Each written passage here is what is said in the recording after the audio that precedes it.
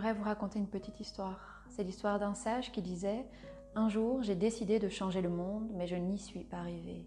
J'ai tenté de changer mon pays, pareil, ça n'a pas été. De fait, j'ai tenté avec ma ville, mon quartier, pareil, je n'ai toujours pas réussi à les changer. J'ai également tenté de changer ma famille, et je n'ai pas réussi à les changer. Et c'est ainsi, disait le sage, que j'ai décidé de me changer moi. » Alors qu'est-ce qu'elle vient nous raconter ici, cette petite histoire? C'est que souvent on va se focaliser sur l'extérieur, sur ce qui ne va pas autour de nous, sur comment est-ce que les gens devraient être, comment est-ce qu'ils devraient se comporter. Cette manière d'opérer peut rapidement mener à un désir perpétuel de changer l'extérieur. Ce qui importe ici de comprendre, c'est qu'on nourrit ce sur quoi on porte notre attention et qu'à mesure de se focaliser sur l'extérieur, à vouloir changer l'extérieur, eh bien on se déconnecte de notre propre réalité intérieure. On en oublie l'essentiel, c'est que la seule et véritable chose qu'on peut changer, c'est nous-mêmes.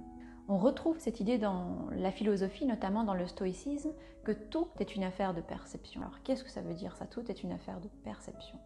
On ne peut modifier ce qui se déroule autour de nous, mais ce qu'on peut modifier, c'est la représentation qu'on se fait de ce qui se passe autour de nous, c'est-à-dire ce qu'on se raconte en permanence, notre propre discours mental, ce récit auquel on s'attache.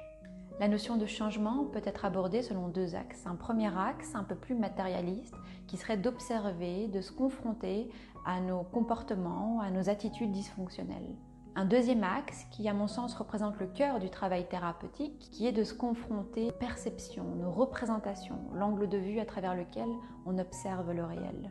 On croit souvent que c'est lorsqu'on n'a plus de problème qu'on devient enfin libre. En réalité, la liberté ne résulte jamais de ce qui se passe autour de nous, des problèmes autour de nous, qui sont de fait inhérents à notre existence ici sur cette terre. Seule et véritable chose qui a de la valeur, c'est comment est-ce qu'on aborde ces problèmes, qu'est-ce qu'on en fait concrètement.